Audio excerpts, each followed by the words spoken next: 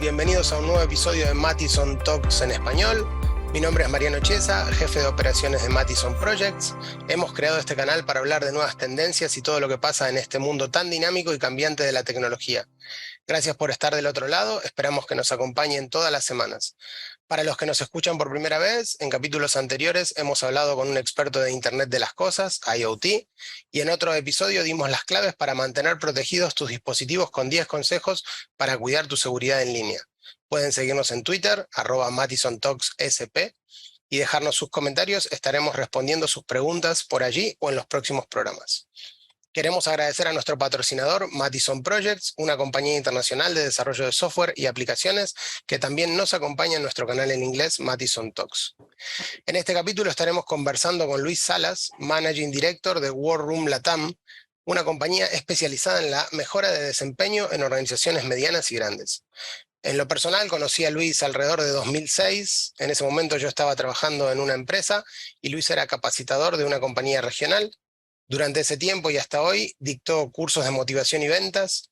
Lo que más resaltaba de los entrenamientos era que en lugar de enfocarse solo en generar resultados, también buscaba potenciar el armado de estrategias. Eso es vital.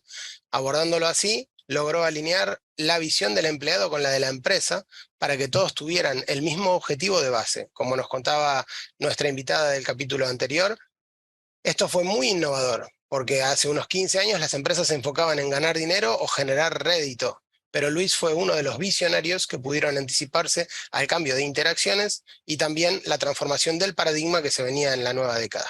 Luis, antes que nada, muchas gracias por tu tiempo y espero que disfrutes esto tanto como nosotros. Muchas gracias, Mariano. Gracias por esa introducción. Un placer para mí acompañarlos en este espacio.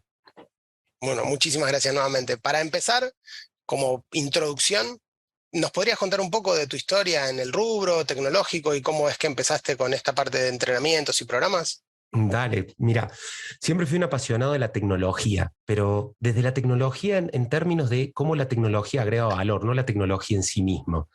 Y bueno, la verdad es que llegué al mundo de la tecnología casi que por casualidad, luego de terminar mi primera carrera, que era relacionista público, empecé en áreas comerciales y ahí fui cada vez entrando un poco más y al mundo de los entrenamientos o del desarrollo de habilidades y competencias. Ahí sí que realmente fue por plena casualidad. Yo trabajaba en una compañía en Argentina en aquel momento y mi gerente me invita a que me hiciera cargo de poder entrenar en mejores prácticas y en lo que había estudiado y me había preparado a los nuevos talentos. Y bueno, y allí inició toda esta carrera que, bueno, ya lleva casi 20 años. Impresionante, sí, me acuerdo de los cursos que hemos tenido nosotros allá en Argentina. La verdad que siempre se te notó con mucha pasión y muchísimas ganas por transmitir tu experiencia y las mejores prácticas y los conocimientos que tenías. Hablando de todo un poco, ¿cuáles son los programas quizás que más disfrutaste o los que más te gustó dar? Mira, vos sabés que va a parecer respuesta de reina de belleza, ¿no? De concurso de belleza, pero cada uno de los programas tiene su cosita. Por supuesto, hay algunos que uno los tiene que desarrollar o trabajar un poco más, pero en particular hay dos grandes grupos de programas que a mí me gustan mucho. Primero, los programas, ya sea o de liderazgo, de equipos o de ventas, que son las dinámicas que nosotros trabajamos aquí en la empresa, pero hay programas que te desafían. Por ejemplo, cuando te toca realizarlo en otro idioma, en inglés o en portugués, o por ejemplo, por el tipo de contenidos, cuando tenemos que incorporar contenidos técnicos o contenidos de alguna marca, como nos conocimos vos y yo. Pero hay otros que estos te dirás me gustan, y hay otros que me apasionan, que es cuando se crea una comunidad de trabajo alrededor de los procesos de entrenamiento, cuando la gente se involucra a traer sus problemáticas, sus desafíos, y entre ellos, junto con nuestro equipo, van co-creando y coelaborando. Eso realmente es muy, muy interesante. Y por último, pues lo más gratificante que uno tiene, y adhiero a las palabras y agradezco las palabras que decías al principio, es cuando alguien cuenta que lo que uno pudo hacer, lo que uno compartió, la experiencia, la teoría, la mejor práctica, le sirvió cuando lo aplicó y le generó buenos resultados. Ahí sí que a uno se le llena el alma. Sí, la verdad que nos veníamos riendo fuera del aire del tema de esto de escucha activa, de- sí, de cómo nosotros, es un concepto que me quedó desde siempre, de cómo tenés que estar preparado para recibir lo que la otra persona está diciendo. Y en base a eso también, como dijiste hace un ratito, es muy importante por cada programa donde vos utilizás la escucha activa y aprovechás lo que trae el orador y lo que traen los que asisten, termina creando cada vez una experiencia distinta. Sí, Entonces, y te complemento con algo ahí, Mariano, y es, hay algo muy importante en las conversaciones, en cualquiera de las conversaciones. Por supuesto, la frase no es mía, pero a mí me ha marcado bastante, y es esta posibilidad de escuchar para comprender y no para responder. ujú, Cuando uno es capaz de escuchar comprendiendo al otro, buscando entenderlo al otro, la conversación fluye con muchísima más naturalidad, candidez, empatía y efectividad. Cuando uno está escuchando al otro solo por el deseo de responder, ahí es donde probablemente se corta duro el canal. claro, fíjate, mencionás la palabra empatía y en otro episodio nos marcaron esa habilidad blanda ahora como una de las más importantes para los líderes del próximo siglo, Uh -huh. porque no solo tenés que poder escuchar, como dijiste, para responder, porque eso es quizás una de las habilidades duras que tenían los vendedores de hace 20, 25 años, escuchar, responder, devolver lo que la otra persona necesita oír para llegar al cierre. Y escuchar con empatía implica comprender, ponerse en el lugar del otro, poder tratar, tratando de llegar a un punto en común sin forzar absolutamente nada. Así que Claro. importante esto que está diciendo. Entonces, cambiando un poquito de orientación y ahora Uh -huh. charlando de esta frase que se escucha dos por tres ahora, ¿podrías contar un poco tu visión respecto a qué nos referimos cuando hablamos de transformación digital? Bueno, mira, voy a empezar comentando algo y es, transformación digital se volvió el nuevo commodity. Ah, sí, ¿Sí? O sea, hoy es el nuevo commodity. Lo que hace 10 años era vender soluciones, ¿no? claro, Y particularmente no era solo vender soluciones, sino que había una serie de, como dice Fontana Rosa, acentuación en la palabra, que era soluciones, ¿no? Parece como que si uno lo deletreara así, cambiara un poco. Y transformación digital, en mi opinión, se ha convertido un poco en eso, pero no todo está perdido. Hay un concepto que el que primero lo acuñó fue una de las 4 Big Four. Vamos a quedarnos ahí nomás para no nombrar específicamente a una de las 4 Big Four con el que yo adhiero muchísimo. Y es que la clave no está en la transformación digital. De lo que tenemos que hablar en realidad es de la reconfiguración digital de los negocios, que es algo completamente distinto. Es algo que hace que el negocio se reacondicione, se reconstruya a partir de lo digital. Y para eso hace falta un mejor entendimiento del contexto, un reacondicionamiento del modelo de negocio y particularmente entender dónde la tecnología agrega valor. Porque en la mayoría de los casos, por lo menos los que yo he podido ver, cuando hablamos de transformación digital, hablamos de digitalizar la empresa o digitalizar la organización. Entonces, ¿qué hacemos? Nosotros tenemos un proceso dentro de una organización X, Y, Z, y lo que hacemos es, le metemos tecnología para que lleve el proceso. Reconfigurar digitalmente la compañía me parece que significa algo completamente distinto y es pensar desde lo digital cómo mi compañía se vuelve más eficiente. Las empresas y organizaciones que están en ese camino, en ayudar a sus clientes a reconfigurarse digitalmente, son las que creo que van en la punta de lanza y las que van a tener unas ventajas competitivas mucho mayores respecto de las que se quedaron ahí en el contexto o en el concepto de la transformación digital y que acuñaron casi que o abrazaron el commodity y va a ser complicado que lo suelten. Esa es mi opinión un poco acerca de esto de la transformación digital. Me gusta más hablar de reconfiguración digital de las organizaciones. claro, porque en muchos, muy buena la idea, porque en muchos casos la gente que no conoce el concepto detrás de la reconfiguración digital habla de transformación digital pensando que hay un cambio de generación de impresoras y estamos cambiando de chorro de tinta a láser. Exacto. Y en realidad no es exactamente un cambio de herramienta, sino que hay que cambiar la forma de pensar. Yo creo que los millennials o esta última generación ha traído también un quiebre de pensamiento, como quizás tuvo la generación X en su momento, Ujú, que cambiaba el paradigma de cómo se hacían los negocios, de cómo se trataba a los clientes, de cómo se veía la tecnología, porque en las generaciones anteriores no existía tanta quizás influencia de la computación o de la tecnología. Y hoy estamos hablando de machine learning, inteligencia artificial, ujú, de máquinas que hablan por voz, que escriben texto por voz. Entonces hay ujú. que también evolucionar no solo el negocio, nuestra mentalidad para que esto se afiance. Total, y en la medida en que no se genere ese proceso de adaptación, va a haber cantidad de organizaciones que es muy probable que desaparezcan. Mira, te comparto un dato. Tiene unos 2 o 3 años el dato. 7 de cada 10 millennials prefiere ir al dentista a hacer la fila en un banco. No, yo detesto ir al dentista, disculpen, con el perdón de los oyentes, los dentistas oyentes, mi cariño para todos, pero no es algo que aprecio la visita al dentista. Pero alguien que te plantea que prefiere hacer algo que a la mayoría de la gente no le genera mucho placer, a diferencia de hacer una fila en un banco. ¿Sí? Sí. Y hay muchas organizaciones que lo entendieron rápidamente y reacomodaron su modelo de negocio hacia ese horizonte, y hay otros que lo que hicieron fue digitalizar procesos. Y sobre todo en ciertos sectores muy, muy marcados. Bueno, finanzas es uno de ellos, digamos, y hay todavía creo que una oportunidad de desarrollo muy grande, y el tema que tienen es la velocidad a la que los que sí entendieron, las fintechs, todos los modelos de neobancos y demás, los están pasando por encima en muchos frentes. Sí.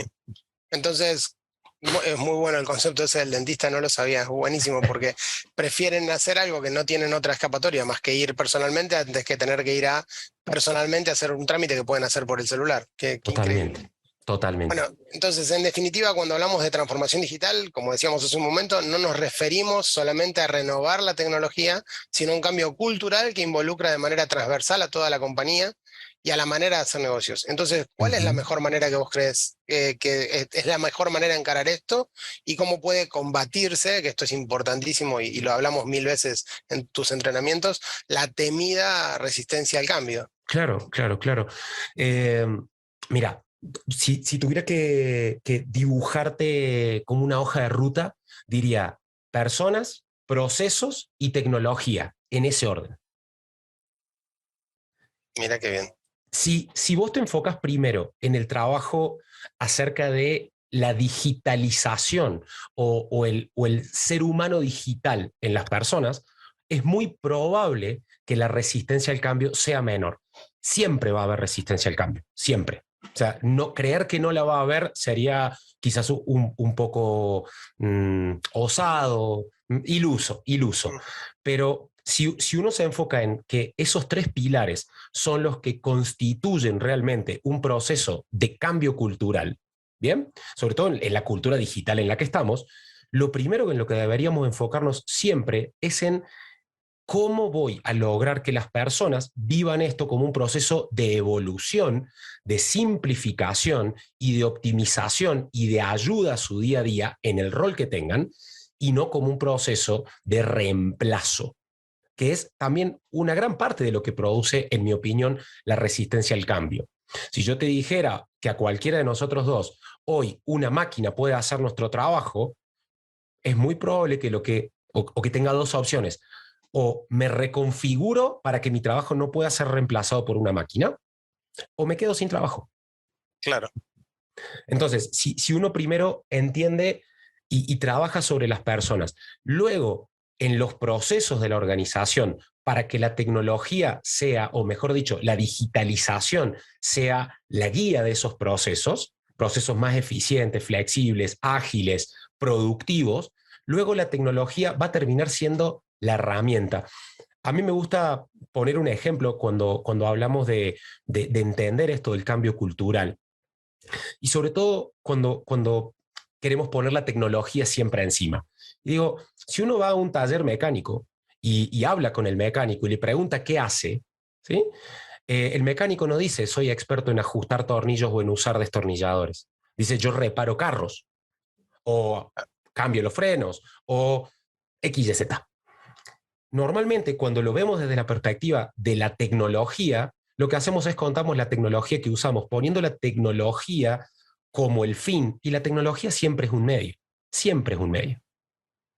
Esto es algo que, en lo que Es una nosotros herramienta. enfatizamos mucho con los vendedores de tecnología. La tecnología siempre es el medio. En todo, ninguna organización, cuando trabajaba hace muchos años en una compañía que vendía sistemas de gestión empresarial, ERP, aprendí algo que me pareció fantástico y es, todas las organizaciones todavía podrían funcionar sin un ERP. Claro, serían más lentas, menos eficientes y demás. Entonces, el ERP lo que hace es proveer eficiencia, proveer, como cualquier otro software, digo, proveer más agilidad, menos trabajo, menos esfuerzo o lo que fuera. Hay que entender que la tecnología siempre es un medio, no un fin en sí mismo. Y mira, mira, a mí se me ocurría mientras vos estabas charlando otro ejemplo, yo decía como la evolución del periódico. Uh Porque -huh, yo pensaba, bueno, en su momento la generación anterior a la nuestra, nuestros padres, te decían yo jamás voy a leer un periódico en la computadora. Y hoy la verdad que los kioscos de diario han desaparecido prácticamente uh o -huh. han tenido que reconfigurar su negocio justamente porque la gente lee el diario en internet. Lee el diario en su celular, lee el diario mientras viaja a su trabajo, o en la computadora, mientras en algún descanso de trabajo. Y como lo que cambió fue primero la persona, después la tecnología tomó la posta. De hecho, inclusive algunos un poco más talibanescos en el análisis, sobre todo de los medios, lo que plantean es que ya casi el portal, como hoy lo conocemos, el portal del periódico, ya casi está tendiendo a desaparecer por la velocidad a la que hay actualización de noticias. Claro, sí, sí. Hoy, mira, un ejemplo concreto, si tú y yo nos enteramos de algo que pasa en este mismo momento, es bastante poco probable que entremos a un portal de un diario. Lo más probable es que abramos Twitter y busquemos cuál está siendo la tendencia. Sí, tal Ahí ya cual. hay una marca muy, muy, muy importante en que primero cambió la persona en el hábito de consumo, en el tiempo, en las formas, y luego, luego la tecnología resuelve el tema. Tal cual. Y ahora esto me viene bien como pie para la próxima pregunta, porque se está acelerando el ritmo de los cambios, Uh transformaciones -huh, sociales. Los millennials y esta generación actual se mueve a un ritmo que nosotros no lo hacíamos y obviamente las generaciones anteriores no, ni lo podían ni soñar. Y en este cambio, ritmo de transformaciones digitales y sociales, es lógico pensar que la resiliencia y la adaptación al cambio, como dijiste hace un rato, uh o -huh. me adapto o desaparezco, son habilidades importantes para desarrollar. ¿Se te ocurre algún otro rasgo, alguna otra habilidad que debamos tener en cuenta para el futuro? Mira, hay varias. Una, te diría que me gustaría quedarme con las que a mi criterio son las dos más importantes. Ok. Por supuesto, las que dijiste tienen un grado de participación altísima, pero tú mencionaste ya la primera y es la empatía. Para mí es una habilidad completamente desarrollable. Se puede entrenar la capacidad de generar empatía y también de ser empático, que no es lo mismo. Y la otra es la creatividad. Son dos habilidades que se pueden desarrollar. Hay métodos para desarrollar capacidades de creación de empatía y de ser empático, que es muy distinto a ser simpático, para no generar la confusión. Y la creatividad, el poder tener una forma de pensamiento que no tenga ese borde, ese marco estructurado de yo me muevo de aquí hasta acá, ¿no? La creatividad es lo que permite crear mejores situaciones, crear mejores productos, crear mejores condiciones, resolver problemas con mayor simplicidad, resolver problemas cuidando a las personas. ¿Por qué? Porque el desarrollo de la práctica creativa es lo que va a marcar si tu trabajo va a desaparecer o si vas a poder adaptarte, ser resiliente, frustrarte poco porque estás creando algo distinto. Esa te diría que son las dos con las que yo me quedo. Probablemente haya más, capacidad de comunicación, o sea, la capacidad de expresarse con claridad, la capacidad de innovar que la podría meter dentro de la creatividad. Pero si tengo que elegir dos, si elija solo dos en este paseo, me elijo la empatía y la creatividad.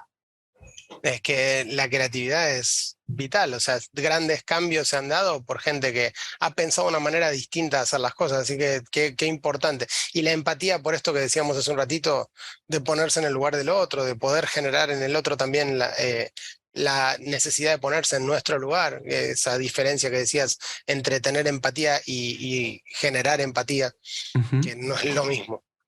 Totalmente. Y volviendo al tema, a un tema que hablamos hace un ratito, como el cambio de paradigma en las empresas se dio en estos años, muchas empresas tecnológicas durante estos años habían enfocado su estrategia en producto, precio y rentabilidad, involucrando a la menor cantidad de gente posible para maximizar la renta. Y en la actualidad, pero hay muchísimas compañías ahora que valoran mucho el tiempo personal, la salud mental, felicidad de sus empleados, más allá de brindarles sustento económico. Estas empresas entienden que priorizar estos aspectos los hacía más productivos. ¿Cuál pensás que es la mejor forma de lograr un alto rendimiento sin llegar al burnout? Eh, Permíteme conectarlo con algo anterior y ya voy porque me parece bien importante el punto y sobre todo la conexión con el burnout. Pero quiero conectarlo antes. Quizás puede sonar muy crítico lo que voy a plantear, pero en mi opinión, la realidad es que lo que pasó es que lo que primero cambió fue el talento humano y las compañías se adaptaron. Creo que la demanda de la gente de lugares donde no padecieran el trabajo, donde pudieran generar entornos amables, crear equipos, interactuar con esta palabra que usas ahí de felicidad dentro de los empleados, en mi opinión, fue más bien primero una demanda, es una requisición por parte de la gente, que en sí mismo una propuesta proactiva de la mayoría de las compañías. Sin dudarlo, hay un montón de compañías que siempre están a la avanzada.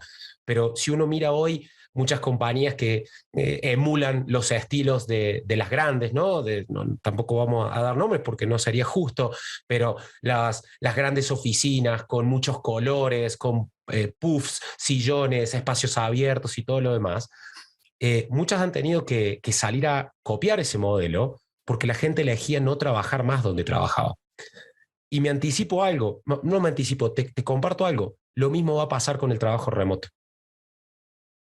Sí. Compañías que no entiendan que el work anywhere o el trabajar desde donde sea en términos productivos va a ser, está siendo y será muy valorado por los recursos, van a tener altísimos problemas de rotación de personal.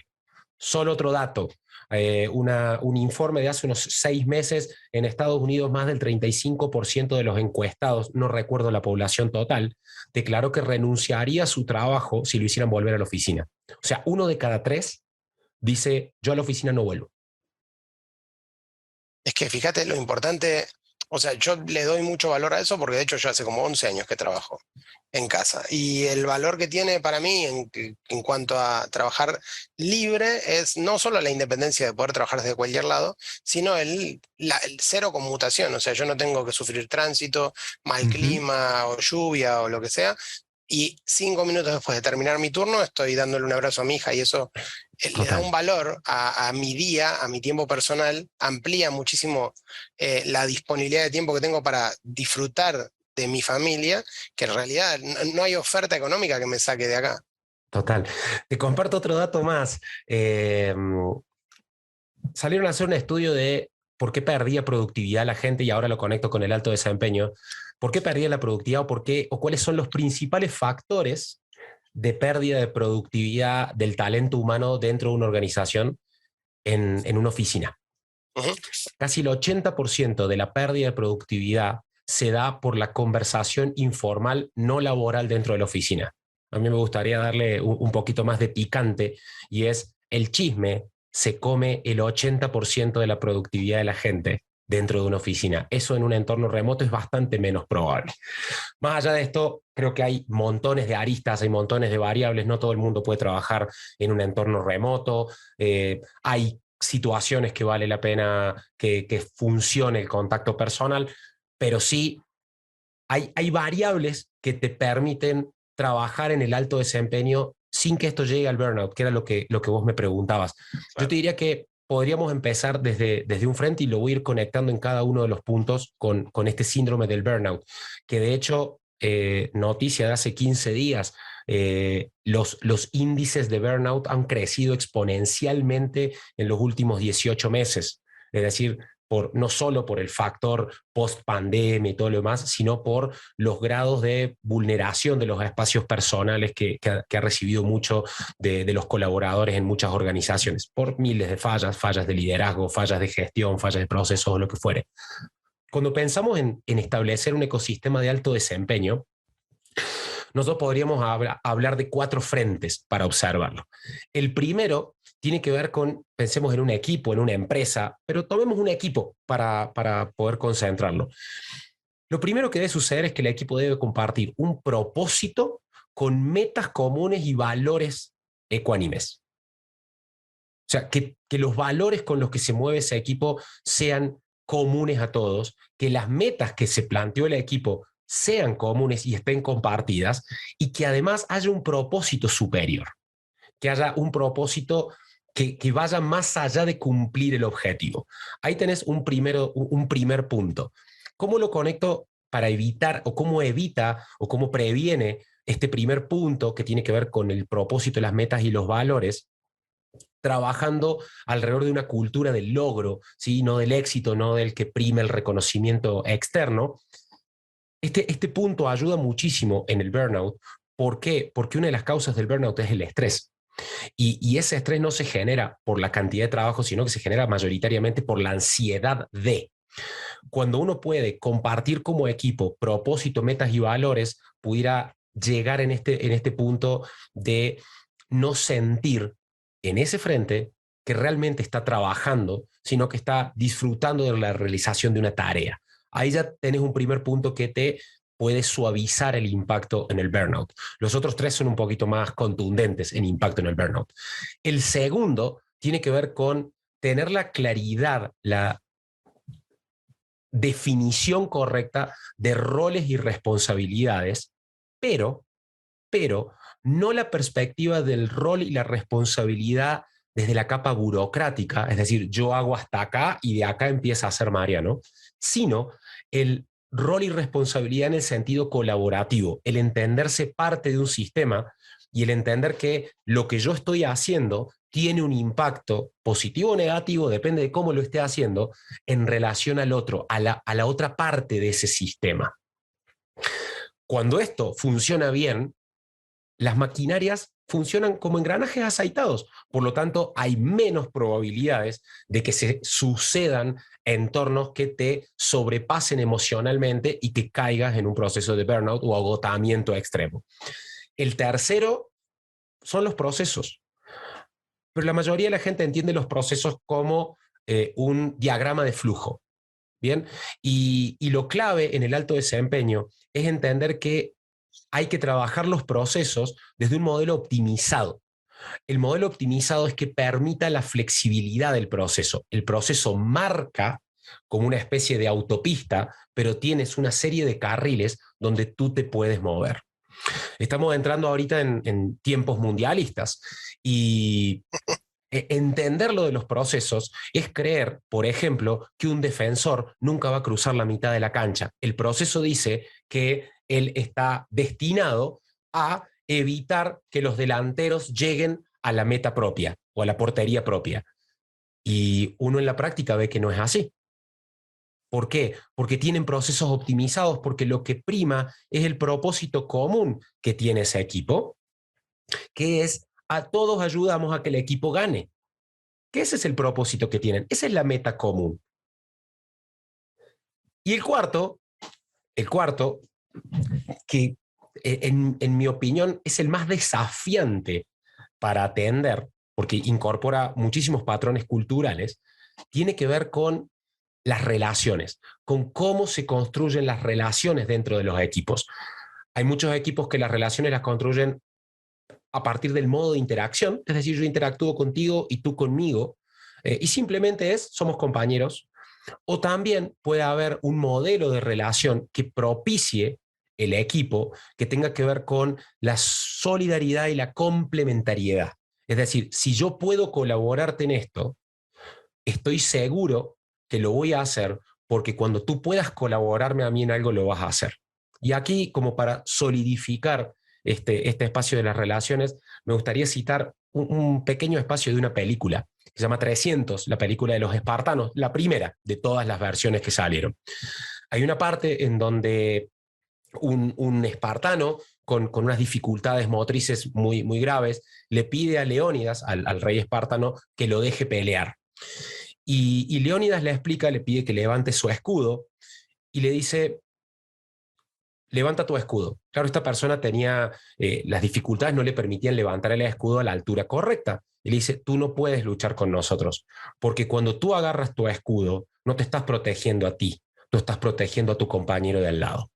Cuando uno en un equipo puede trabajar ese modelo de relaciones en donde lo que yo estoy haciendo tengo plena claridad de que estoy impactando positivamente al que tengo al lado y eso se vuelve en un entorno simbiótico, esos equipos son los equipos que vuelan, son los equipos que realmente alcanzan altísimos niveles de desempeño y donde no aparecen los factores ni del burnout, ni de los conflictos irresolubles, ni nada parecido, porque hay un ecosistema de trabajo sumamente colaborativo, complementario, organizado y con propósito. Eso te diría que me fui un poquito largo en la respuesta, pero me parece que aglutina cada uno de los puntos que vos planteaste.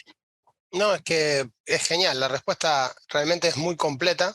Me quedé maravillado porque me hizo acordar hace 15 años los entrenamientos, claro, es impresionante cómo siempre se puede aprender algo nuevo, o sea, es realmente, yo creo que enfocarse en las relaciones humanas hoy, de todo lo que dijiste, tomo esto, enfocarse en las relaciones humanas para solidificar justamente el concepto de empatía, el ser empático y recibir empatía a nivel laboral, a nivel profesional, dentro del equipo, ayuda muchísimo en el manejo del estrés.